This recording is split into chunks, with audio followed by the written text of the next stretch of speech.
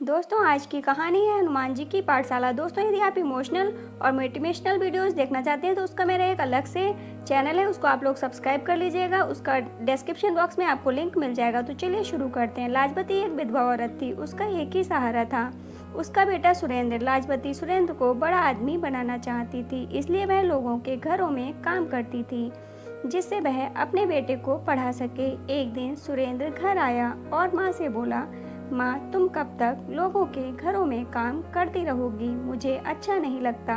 मैं पढ़ाई छोड़कर कुछ काम ढूंढ लेता हूँ।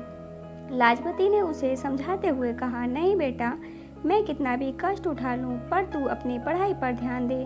भगवान ने चाहा तो तेरी अच्छी सी नौकरी लग जाएगी। मैं उसी दिन का इंतजार कर रही हूँ।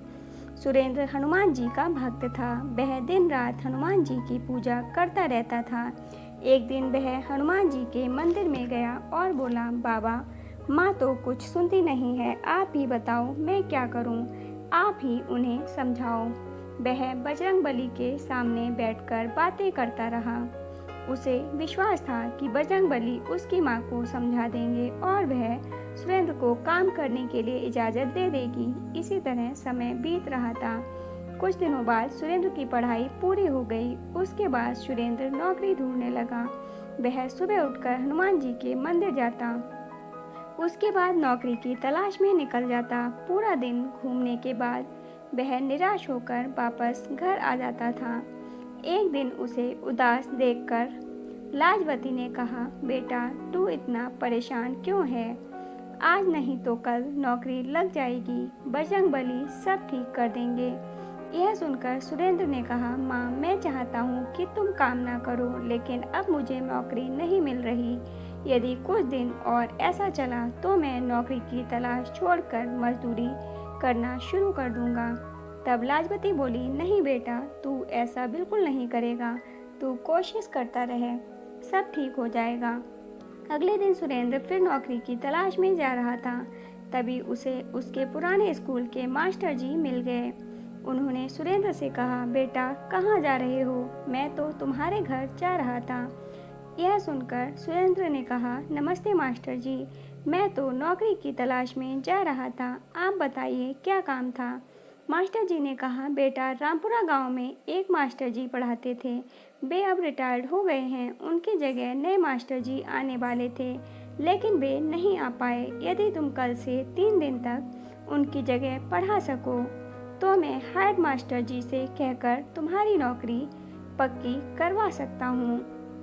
सरकारी नौकरी है। तुम्हारी माँ की परेशानी देखकर मैंने बात की है, लेकिन मेरी बात खराब नहीं होनी चाहिए। तुम्हें समय पर जाना होगा और बच्चों को अच्छे से हिंदी पढ़ानी होगी। यह सुनकर सुरेंद्र बहुत खुश हुआ। उसने कहा, आपका बहुत धन्यवाद मास्टर जी, लेकिन वहाँ केवल 3 दिन ही क्यों पढ़ाना है? तब मास्टर जी ने कहा, वहाँ और भी अध्यापक आएंगे। जो भी 3 दिन अच्छे से पढ़ा लेगा उसकी नौकरी पक्की हो जाएगी। सुरेंद्र ने मास्टर जी को धन्यवाद दिया और घर आकर यह खबर माँ को सुनाई। लाजपती उसकी बात सुनकर बहुत खुश हुई। सुरेंद्र ने बजरंगबली के सामने बैठकर प्रार्थना की, हे बाबा, मुझे यह नौकरी दिलवा दीजिए। मैं जीवन भर आपकी सेवा करता रहूँगा। यह कहकर वह बजरंगबली का ध्यान करके बैठ गया और उनका गुणगान करने लगा। अगले दिन स्कूल में हेड मास्टर जी एक सुंदर नौजवान खड़ा था। सुरेंद्र ने अपना परिचय दिया और हेड मास्टर जी ने उसे बच्चों को पढ़ाने के लिए भेज दिया। कक्षा में जाते ही बच्चों ने अपने नए मास्टर जी को नमस्ते की तो मास्टर जी ने कहा, बच्चों, हमेशा नमस्ते नहीं कहते, राम राम कहा करो। इससे भगवान राम तुम्हारे सारे काम बना देंगे और सामने वाला भी खुश हो जाएगा। बच्चों को नए मास्टर जी बहुत अच्छे लगे। वे सारे दिन भगवान राम का चरित्र उन्हें सुनाते रहते, रामायण की चौपाइयाँ बच्चों को याद कराते रहते। इसी तरह 3 दिन बीत गए। तीसरे दिन हेड मास्टर जी कक्षा में आए। उन्होंने बच्चों से पूछा, बच्चों, नए मास्टर जी ने क्या पढ़ाया? एक बच्चे ने कहा, राम राम मास्टर जी। उसके बाद उस बच्चे ने रामायण की चौपाइयाँ सुनाई, भगवान राम का गुणगान किया।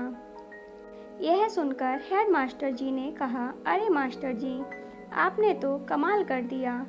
इतना तो हम कई वर्षों में नहीं सिखा पाते जितना आपने 3 दिन में सिखा दिया। आपकी नौकरी पक्की हो गई। मैं आपके मास्टर जी के हाथ से चिट्ठी भिजवा दूंगा। आप अपना सामान लेकर आ जाना। अगले दिन मास्टर जी ने सुरेंद्र का दरवाज़ा खटखटाया। सुरेंद्र ने दरवाज़ा खोला तो सामने मास्टर जी खड़े थे। सुरेंद्र उन्हें लेकर घर के अंदर आया। सुरेंद्र ने मास्टर जी से कहा, मास्टर जी, मैं माफ़ी चाहता हूँ। माँ बहुत बीमार थी, इसलिए इन्हें इस हाल में छोड़कर मैं नौकरी के लिए नहीं जा सका। यह सुनकर मास्टर जी चौंक गए। यह तुम क्या कह रहे हो? उस स्कूल के हेड मास्टर ने मुझे यह चिट्ठी दी है और तुम्हारी नौकरी पक्की हो गई। उन्होंने कहा कि तुम्हारे भेजे हुए मास्टर जी ने तो बच्चों को इतना अच्छा पढ़ाया जो आज तक कोई नहीं पढ़ा सका। तब सुरेंद्र ने कहा, लेकिन मैं तो वहाँ गया ही नहीं, मैं तो यहीं घर पर ही था। मास्टर जी ने कहा, लेकिन वे तो कह रहे थे कि तुमने बच्चों को राम नाम की शिक्षा दी है। एक एक बच्चे को रामायण की चौपाइयाँ पढ़ा दी जो वे कभी नहीं भूल पाएंगे। जब तुम नहीं गए तो वहाँ पढ़ाने कौन गया था? तुम्हारी नौकरी तो पक्की हो गई। यह सुनकर सुरेंद्र रोने लगा। उसने कहा, मेरे बजरंगबली मेरी जगह पढ़ाने पहुँच गए।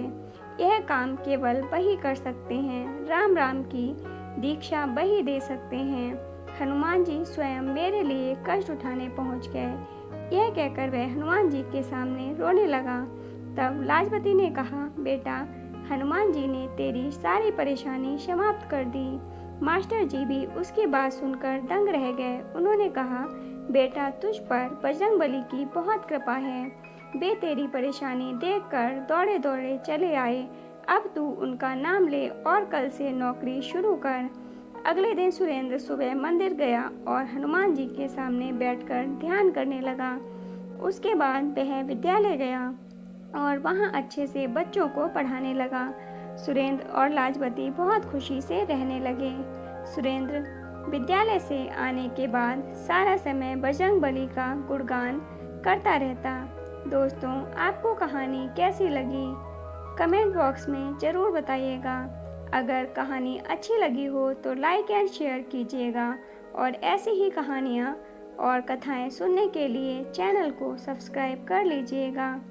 कहानी को पूरा सुनने के लिए धन्यवाद दोस्तों, आप किस तरह की कहानी सुनना पसंद करते हैं कमेंट बॉक्स में ज़रूर बताइएगा। हम आपके इच्छा के अनुसार कहानी लाने की पूरी कोशिश करेंगे। धन्यवाद दोस्तों।